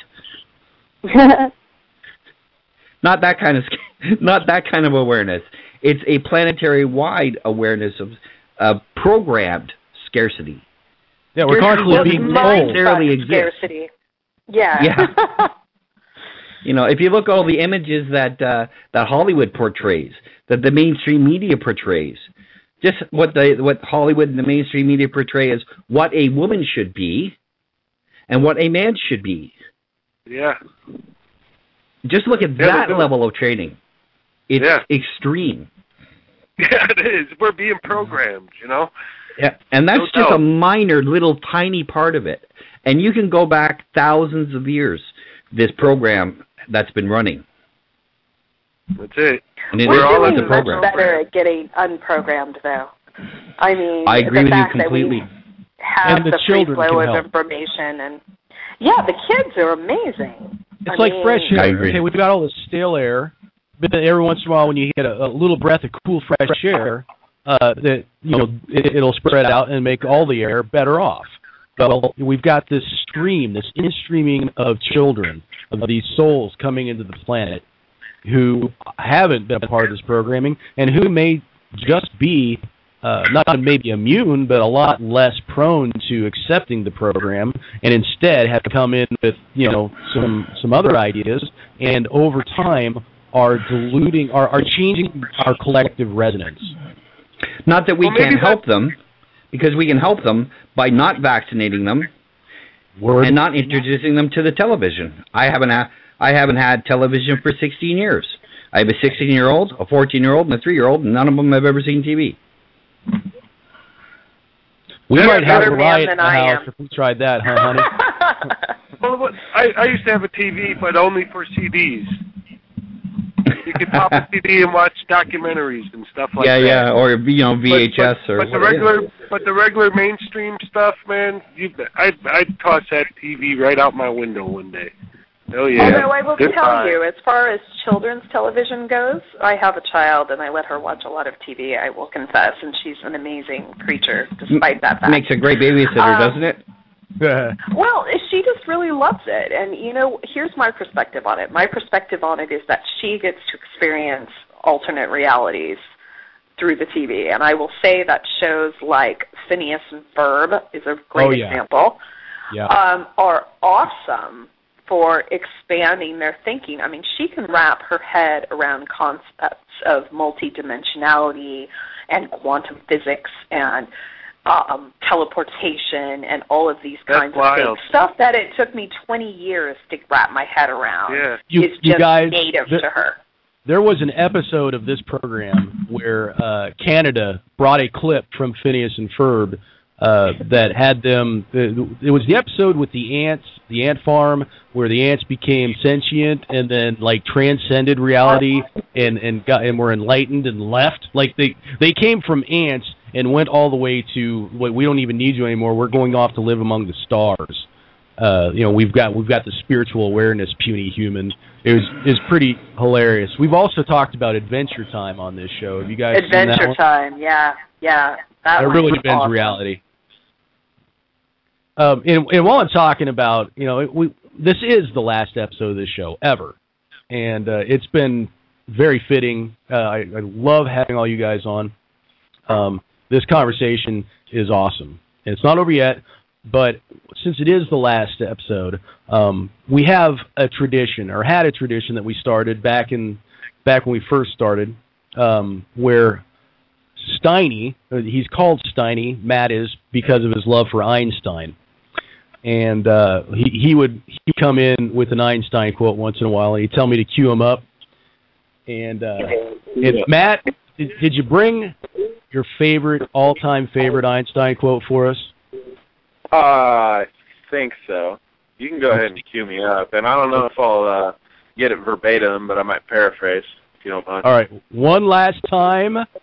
Und jetzt seid ihr Einstein. Awesome. That's pretty sweet. Okay, so any intelligent fool can make things bigger, more complex. But it takes a touch of genius and a bit of courage to move in the opposite direction. And that's it. And I think it speaks for itself. Man. Yeah, make it simple. Yeah, that's why I like Love and Fear so much. If you can distill everything to the essence of, are we operating from love or are we operating from fear? Then I think it becomes really, really clear. And so to me, the ascension is about love. It's about us converting to love. If you do away with all that bullshit filler that happens inevitably throughout your everyday existence, all the petulance, the greed, the fucking the pretentious attitude we all portray, that it's our fucking nature. We're all guilty of it at some point or another. But if you do away with that and you boil it all down, we all share the same reality, and it's we have a limited time here on fucking Earth, and what we do, what we make of it, it'll define us. So you do away with all that bullshit and all that complication, and you really boil it down to the essentials and the necessities. I mean, most people nowadays are striving just for those necessities. Exactly. Where's our focus? Yeah, then it all and it just gets to come to the most important people are those that are around you. It reminds me of my favorite quote. Oh, you have one from Einstein? If it's from Einstein, I got it. Kathryn. It's not Einstein. It's one from Helen Keller. Oh shit! I just had it. I think I remember it. Doesn't it go something like?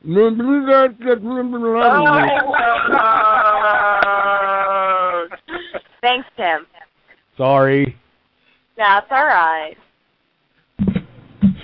She was beyond amazing. Talk about breaking out of your prison. I mean, how do you do that? I don't know. Beyond amazing. Anyways, my quote goes, things cannot be seen or felt. They must be felt with the heart. Something like that.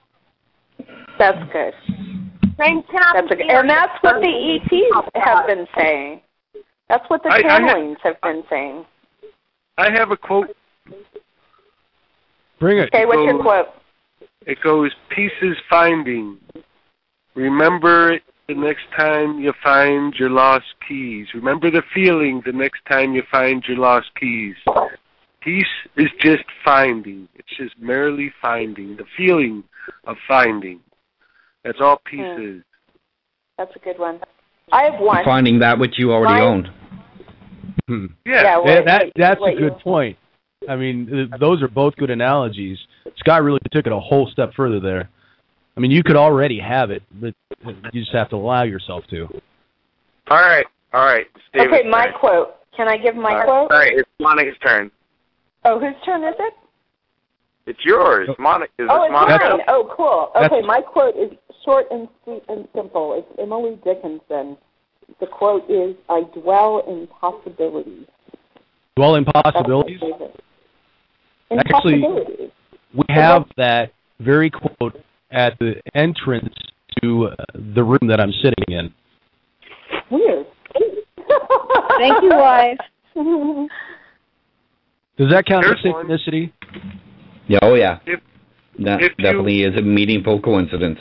If you fart and burp at the same time, you only have to say excuse me once. That's like the old Mel Brooks, 2,000-year-old man. And they asked him what his secret was to living 2,000 years. And he said, I sneeze 1,000 times a day. Achoo. And the guy says, bless you. And he says, aha. See, I get 1,000 of those a day. I thought it was going to be, don't die. The old meaning for bless you was to save someone's soul from leaving their body. Right. The old belief was that if you sneezed, that your soul was going to be shot out of your body, so they'd say bless you, so it'd shoot it back in. Like a rim shot. I just Look how far we've come. We've actually come very far. We have. What? Come as in C-O-M-E? Oh. We're thinking fast. That's what I get for the whole rubbers for our dicks comment. Yeah, now we're devolving. Now humans are devolving. I opened the door. They're devolving right in front of you. So, Tim, how are you going to sum up? Well, I really was, my plan was just kind of be off the cuff and loose this evening and just just have this conversation. I don't have a closing monologue. I'm not going to try and pull a Keith Olbermann on you guys. Can David give his last quote? Absolutely. We've got 15 minutes. I was going to say, Tim, what you should do is you should talk about from the beginning of this year when you thought about doing a radio show to when you did a radio show, how you have evolved over that time period until now. Well, that's how you should sum up. I didn't really complete that, but we did talk about that a little bit toward the front in how I was a lot more pushing of using channeling in support of my ideas to where I am now, being more of a realistic. I almost see myself as more of a Scott Jordan than I was at the beginning of the year. In Canada, we're going to get to your quote, but I want to. You talk about, Scott, how this whole thing got started, and it probably is worth mentioning, since I have all these guys on the line with me, that this whole thing started really at the last Super Bowl, sitting around drinking beers, watching football, and talking about 2012. And Aliens Anonymous. Right. We decided that we were going to have some meetings, which we actually did. We got together on like a Friday night, and just sat around and talked about our ideas of what we thought things were. And then I had the idea, like, you know, this conversation is awesome. This is the conversation everybody needs to be having this year. So, as long as we're talking about it, why don't we open it up? Why don't we put it on the internet? We've got this tool that's been handed to us by, you know, time and the grace of God, what have you, and just let others listen in on it and chime in while we can still have our conversation that we're going to have anyway. So that's how this whole thing even got started. And so here we are, in a way, full circle. The year has come to pass, and the show has definitely evolved. I have you've met interesting people. Oh yeah. Well, I was going to talk about some of my favorite shows, and I guess ask people what they thought were theirs. You know, mine, and I made some notes. My favorite part of the show was the callers, and you know, I've made friends with a few of the people who've called in, and like that I actually talked to. Like Trevor just called in tonight, but just doing this show has put me into contact with so many people that I otherwise wouldn't know, who have given me so much hope and made me feel like I'm so less of a freak for having these ideas. So that's nice. There was a guy. Oh, you are a freak. I am a freak, but I'm in good company. Yeah, there you go. We had a guy call in from Brazil one time. You know, anytime a listener called in, I love that. The Where Things Stands episodes where, you know, David, Kathryn, Matt, and I would just kind of talk about the news of the day. Those were just fun. Talking with Daryl Anka, talking with Joel Garbin, James Gilliland, Louis You had Lefebvre. Tolek. You had Mark Kimmel. I would say that you know, Tolek is, as far as, you know, the overwhelming popularity of those episodes, I didn't dislike them. I did have fun with those, and you know, we'd have 130 people in the chat room. It was just insane. But really, the discussions about stuff that was more tangible, the free energy discussions with Joel Garbin, talking to Louis Lefebvre about you know, Heliofant and the iPet Goat 2 movie he created. You know, just last week, talking to Scott Stevens about chemtrails. Those were really high points for me. That I don't know, what do you guys being think? Connected to that changes you as a person, because being a host, you sort of have to play the interview game. But while you're playing the interview game, you're paying very close attention to what the person says. And if, like, later on you have to do editing of that show and then do more editing to turn it into a YouTube version, it really gets drilled into your consciousness. So honestly, as radio hosts, we do this very selfishly. How have you changed internally? Well, I would say, and I guess I would ask, I'm not going to answer this one. I'm going to ask my wife to answer this one. Honey, what have you noticed? Have you noticed a change from a year ago to now? Oh, she might. More patient. She's not. Oh, patient? I'm far more patient. Is that what you said? More tolerant. Less angry all the time. More or less hopeful, would you say? More hopeful, definitely. Well, I'd say I'm still excitable. I get amped up over this stuff.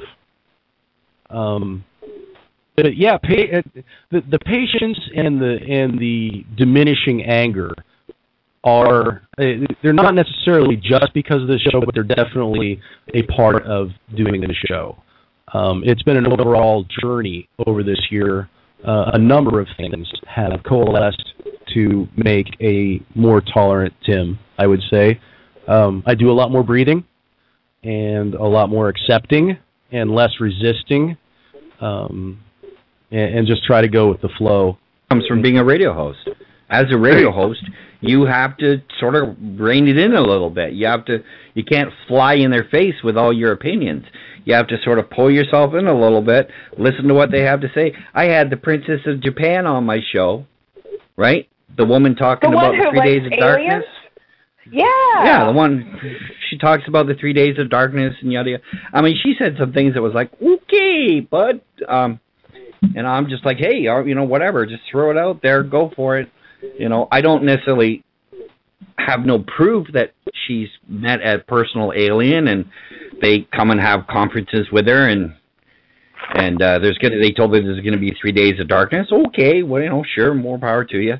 But I don't know. You just throw it out there. But you have to as a host, you have to have that patience to listen to what they have to say because they're an internet personality. Right? Well, same thing with Richard Dolan talks. I mean, Richard Dolan's a genius, and he's got a memory like an unbelievable memory. He can remember stuff like, it happened 30 years ago on a Tuesday, and it was raining, and one of those intellects. Yeah, he's super Richard credible. Dolan. He's one of my favorites. Yeah, well, because he deals in hard facts and doesn't try to push things. He'll tell you the same thing. He deals in facts. He's that's the point he comes from, and he's an intellectual. He and that ability to remember stuff just helps, and he's a credit and a help to all of us in being able to go out there and communicate these things that need to be realized by the general public. Oh yeah, the secret space program, and even like I said, Richard says things off the record that are pretty wild and crazy and cool, but there's only so far he'll go. He's got his new radio show now. I believe he has a Yeti mic as well. Tim, did you ever end up getting a Yeti mic? No, I am actually still using a dynamic mic. Okay. It was a lovely Christmas gift from my wife. Oh, lovely. Yeah, so I mean, there are people out there that you have them on their show, and it affects you in several ways. One, you have to sort of pull yourself back to listen to what they have to say so that the audience can hear what they have to say and not you yammering at them all the time. And secondly, you have people on that blow your mind, that they say stuff and you go, okay, that was pretty cool. And then you have to sort of catch up because you're so deep into listening to what they're saying, when it's time for a question, you ain't got one. You're empty. I got nothing. That's happened more than once. Because you're blown away. You're so into... Yeah. Okay, where was I? Yeah. I've had a couple of guests do that to me. They just say... Adam Tremblay is another guy.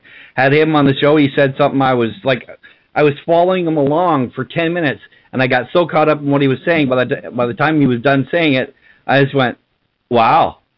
And then like, dead I'm silence supposed to talk now. Okay. Yeah, that's all I had was wow. There's going. nothing there. What are the alternatives, though, with these people? I mean, there's two possibilities here. Possibility A, they're telling the truth. Possibility B, they're lying. But why about all this stuff? That doesn't make any sense to me at all. What's the this stuff? Anything, any story they're telling. The Japanese princess telling the story about her direct contact with ETs and the 3 days of darkness, or Bob Dean talking about being taken for 15 minutes and experiencing 6 weeks on a, galactic mothership. I mean, Bob's been changing his story for 25 years. What's that?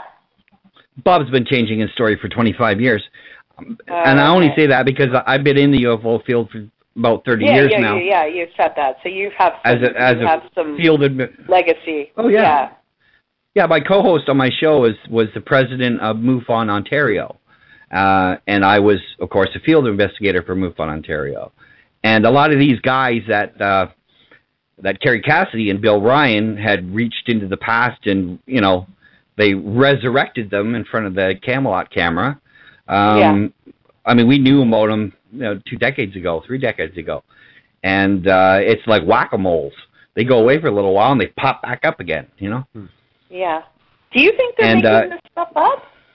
I think some of them are, yes, of course, because they want to go and they want to go and they want to do they want to sell the books and they want to go to the conferences, and the conferences, there's people that have that's why they have spoken out. And we used to have jokes about them, like every time what was his name, Whitley Strieber was running out of money, a new alien encounter popped out of the woodwork. Came out, right? Yeah. You know, David Wilcock, when he shut down the Ascension 2000 website, and then a couple months later, the Divine Cosmos pops into the air, and next thing you know, he's on a phone call with somebody from outer space, crying like a baby that they're coming to get him. So, I mean, there's a lot of these guys out there that I remember. I just wouldn't have them on my show, and I'm sure Tim wouldn't deal with them either because. I have to disagree. I would love to have David, and that was one of my misses this year. Yeah. Yeah, I would love to have David. Yeah. Okay. Well, Scott, I mean, it sounds like you're a skeptic. Well, I've tested people for remote viewing many moons, a couple of decades ago, and I got that information, by the way, of how to do that from Stanford Research Institute and Hal Puthoff and Russell Targ and those guys. I didn't know at the time that they are a CIA front, to my defense. But I learned the techniques of how they were testing people, and I did that. And I used to do OBE research, NDE research, got letters from all over the world from people who had near-death experiences. So on many levels, I'm a believer. I was a parapsychologist. Yeah. I studied with the professor at the University of Guelph, parapsychology. So, yeah, I'm a believer. I was traveling down and talking to people about their UFO experiences. I was writing down separate accounts of abduction scenarios, looking at film of UFOs, so a believer on many levels. But because I've been around doing this stuff so long, I bumped into people that over time you sort of get the impression that they're making things up. Because when they go and do their conference and write their book, it's a very interesting scenario that they're painting. But then the next year will come around and they've got a brand new story and a brand new book. Yeah. And you've been like sort of, you've been in the game, you've been watching all the conferences or going to them, and you know that this person hasn't had time to have this ridiculous new abduction experience. Right. Or this, or why didn't they mention it before? Yeah. Yeah, why is it just coming out now? So you sort of tend to pick out people that are making shit up. So what guys, do you believe? I real quick, I got a butt in do here. We have to wrap up? Well, we don't, but the people who are listening on Blog Talk are unfortunately not going to hear after a few more seconds. So I want to say to you guys who have supported this show over this past year, we're going to continue this off the air here for a second. It will be in the archive. You will be able to hear it, so come back and listen to it. But thank you, bless you for giving us your ear and your open minds over this year, and we'll see you on the other side with Bravo New World. Now, you guys, continue. I just want to know what Scott believes. I guess I was answering the question whether I'm a skeptic or not. Yeah, and you guys, I'm gonna say thank you very much for letting me in on your conversation tonight. I really enjoyed it, but I got to get going. All right, well, Pete, thank you so much for checking in, for letting us know how you are, and for contributing. Hey, yeah, thank nice you to for meet you, Pete. You too, and it was fun. So good luck with everything you guys do. Excellent. Yeah, we'll talk to you down the road, brother. All right, man. Later on. Be good. Okay. So, but if I may, Scott, what it sounds like to me, and I can relate to this. What it sounds like to me is you're saying, yeah, I believe there's definitely a lot of stuff. There's a lot of truth. There's a lot of things going on. There are things that we know. What happens is we have these elements who come in and muddy the waters. And when you're a person who is passionate about finding the truth and unraveling the mystery, when these people come in and muddy the waters, it's frustrating and you know, it almost makes you angry. It's like, why are you fucking this up for us? Yeah, and it's also the fact that when you're a boots-on-the-ground researcher, and by boots on the ground I mean if a report came in of a UFO sighting or an abduction or something, you'd have to get in your car, drive out there, separate the wife and the husband, interview them separately. If there's any other people involved, we got to interview them separately. If there's any sort of if there's a burn mark in their back 40 of their lot, You have to go and take soil samples. We would send those soil samples to the University of Toronto. I don't know why the people in America have such difficulty with samples and stuff going missing, because it never happened with us. You'd send the samples in, they would be tested to see what residue, if there's any radiation or anything. So by boots on the ground, I mean you're always out doing things. If you're investigating something, you go out to do it. But what you find now is a lot of armchair investigators. And I guess that sort of, armchair researchers, armchair investigators that don't really spend a great deal of time. And I'll give you examples of who I think are great investigators. Jim Mars, absolutely amazing investigator, researcher. Richard Dolan, absolutely amazing investigator, researcher. Boots on the ground, both of them. Richard will fly to Canada, go into a Library of Congress and look up, microfilm of local newspapers for incidents of UFO reports. That's a boots on the grounds guy. You know what I'm saying? Right. Yep. But then you'll meet a lot of people that are not that. They're just sort of there. They'll come on, they'll have a thing on YouTube where it gets popular and gets a lot of hits, but they're not necessarily what I would call researchers. They're just, if they're people who are doing radio shows or podcasts or something like that, they may just interview people with no actual background investigation. They're just throwing it out there. See what I'm saying? Right. I guess that's a I'm guilty nod of that. to. I'll have to admit. It's a nod to some popular people out there doing that.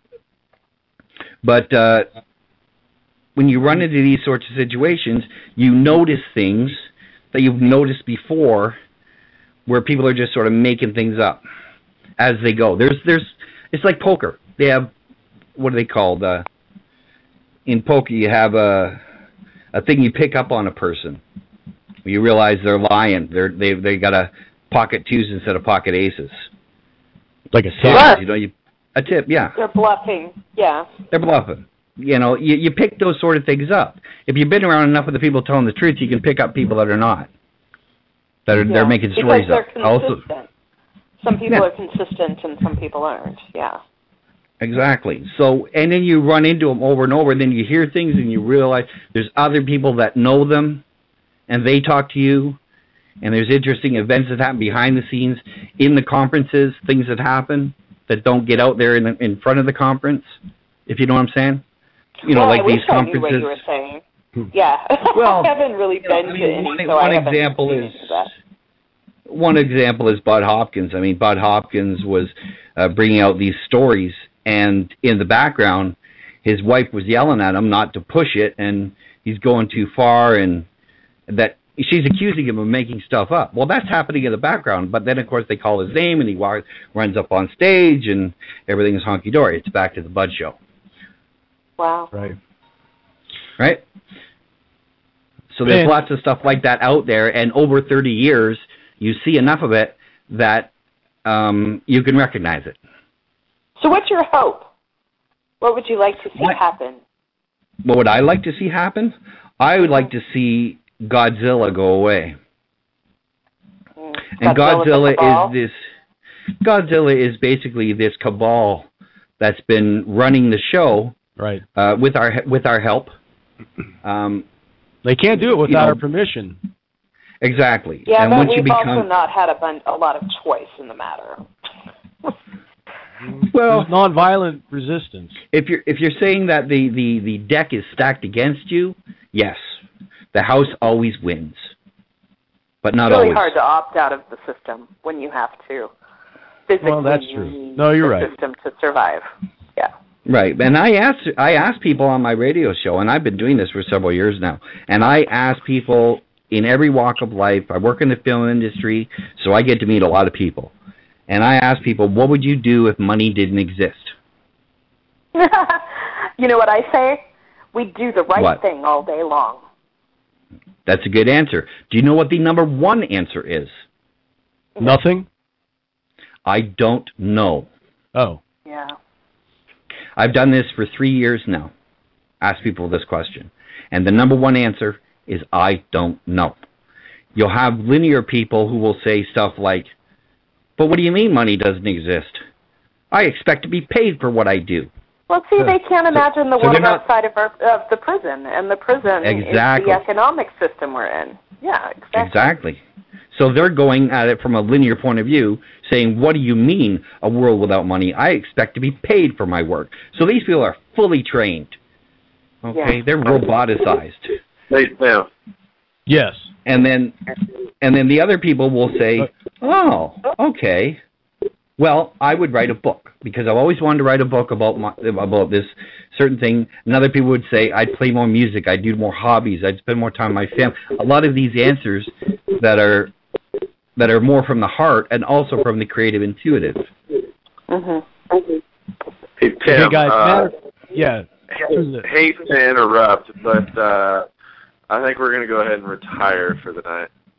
Okay, well, hey, thanks for coming on for the last show. I know you guys are at some point going to be involved going forward with Bravo New World. You don't have a choice in that, so indeed. Have dreams of podcasts to come. Nice to meet you guys, too. Another day. Yeah, and it sounds like, we have gone over you guys, and so we should probably wrap it up. Lisa, I thought that you kind of turned things with an excellent question. What is your hope? Scott, I want to ask you, I want to turn this question around on you. What would you do if there was no money? I would spend a great deal more time with my family. I would continue doing the radio show because I think the tone of the radio show would then change if there was no money. If scarcity-based system and scarcity-based consciousness ceased to be, then I think people would show their true potential, and I would want to have them on my show. That's beautiful. Nice. Really, what we're talking about is an end of lack, an end of need, an end of scarcity, and so here we are, 3 days out from this big date that we've been focusing on for a couple decades, some of us, and we're right on the cusp. It's about to happen. This is the last night of this show, and so what I want everybody to do is visualization is one of the things that from time to time we have pushed on this show. Scott talked about Art Bell getting people to all focus on something. What if everybody who's listening to this, whether it's the Do As One or the Breathe As One site, there are a number of groups that are getting together for collective meditation on the 21st. What if everybody chose one of those, or just chose for themselves, to take some time to visualize this change? How we want it to be. To visualize a world without scarcity. That is key. If we had that, and it doesn't matter how it happens. I would say never focus on the negative and focus on the positive. Instead of focusing on a world without scarcity, focus on a world with abundance. With abundance, yeah. Right. You're right. Totally. As Mother Teresa said, I'm not anti-war, I'm pro-peace. Right. So, let's kind of close with that. I'm going to ask everybody who's listening, and everybody who's here on the panel on the show tonight, let's take that one thought, focus on that one thought for a few minutes on this coming Friday. Whether you do it at 11:11 or 12:12 or 3:58, just take a couple minutes, breathe, let your mind go quiet, get yourself into a headspace, let your brainwaves change a little bit, and then focus on that thought. And see if enough of us doing that together can actually have an effect that makes strides toward that reality.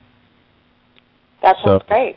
And Tim, I would like to close your last show just by saying, if you don't mind me speaking for your audience, which I hope I can, that you have done extraordinary work.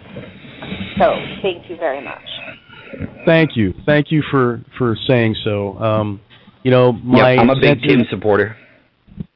And I you too, my man. And I thank you guys. I thank you for putting in the time to bother to listen. The incentive has been to help, to add to the conversation, to prod the conversation, and make the resonant frequencies maybe resound a little bit more in the direction we want to go. And so, this isn't the end. This is just a transition into a new form. Just like onward and upward. Exactly. Nothing ever ends. Death isn't the end; it's a transition. And so, that's what we're doing with the show. It's just going to be a different format and have a different name. So thank you guys for tuning in. And you know what? That's it for Extraordinary Year. Period. Good night. 3 days shy of December 21st, 2012. And now the show enters its chrysalis stage. Sometime after the solstice and the new year, Bravo New World will enter its life and your inbox if you so choose. And remember, you can follow me on Twitter at Tim Bravo, and I will say it one last time. Keep your ear to the ground and your eye to the sky, kids. Do not be afraid. This has been an extraordinary year. Peace is on its way. Namaste, guys. I love you all. We'll see you on the other side. Easy, put you in a race. Don't let